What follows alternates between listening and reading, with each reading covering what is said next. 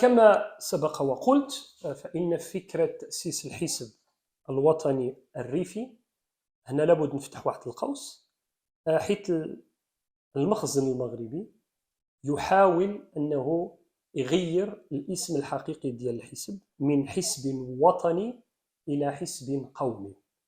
يعني أغتنم الفرصة بتواجدي معكم أنه نصحح للمخزن، رغم أن المخزن هذاك الشيء كيديروا يعني متعمد.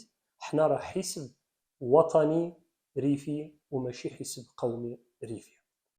كما قلت، إذا فكرة تأسيس الحزب الوطني كانت تلبية لمطلب شعبي ريفي، هدفه إعطاء أفق سياسي للنضال الشعبي الريفي، لأن الشعب الريفي مل من القتل، مل من الاغتصاب، مل من الاضطهاد، وأراد هذا الشعب البريء الأعزل أن يحاكم هذا النظام المغربي أمام المحاكم الدولية، كما يطالبنا الشعب انطلاقا من الحزب بالترافع عن قضيتنا أمام المحافل الدولية.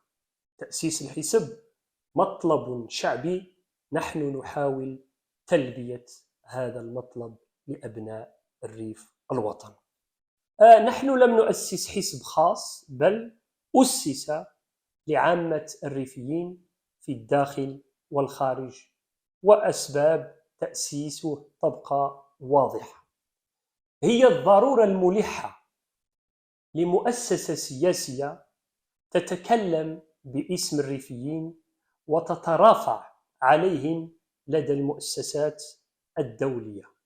أهم أهدافه هي مواصلة الطريق الذي سطره أجدادنا وحققوا به الاستقلال وتأسيس أول جمهورية في التاريخ المعاصر، التي دامت مع الأسف 7 سنوات تقريبا. كانت جمهورية بكل مؤسساتها وفوق التربة الريفية.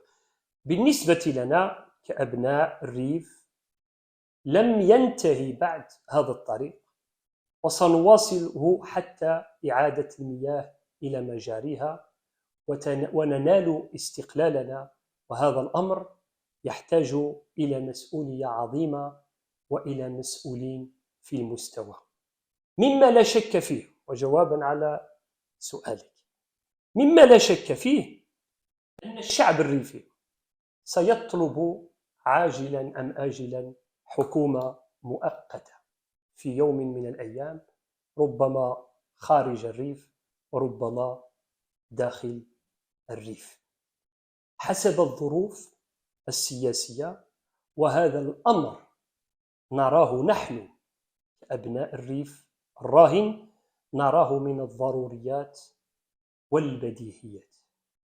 بالطبع فساد الأسرة العلوية ونهبها للمال العام وتفقير المغاربة هي حقيقة لا تخفى على أحد، والدليل على هذا أن الأسرة العلوية تتربع على عرش أغنياء العالم، ويملكون قصور وعقار وسيارات وملايير من المال موزعة على البنوك العالم.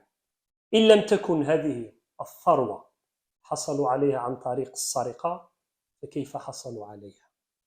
وفي الوقت الذي تتربع فيه دولة المخزن والأسرة الحاكمة كما سبق وقلت على عرش أغنى أغنياء العالم، فإن الشعب المغربي يتربع ذيل الأمم كأفقر شعب ربما في العالم، رغم الخيارات والمال والثروة.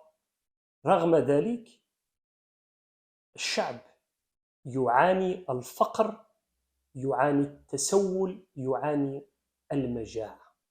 الزلزال الأخير الذي ضرب إقليم الحوز في مراكش أثبت لنا أن نعم الشعب المغربي يعاني، الشعب المغربي يعيش الفقر في الوقت الذي تعيش فيه الأسرة العلوية الحاكمة كما سبق وقلت الغنى الفاحش. لهذا كنغتنم الفرصة باش نوجه واحد النداء للإنسان المغربي، لأقول له: حان الوقت لتنتفض ضد هذه الأسرة الفاسدة التي حولت حياتكم إلى جحيم. بالطبع كل هذا يحصل وسط صمت رهيب من طرف الدول الغربية التي تدعي أنها كتدافع على حقوق الإنسان، ولكن في الموضوع ديال المخزن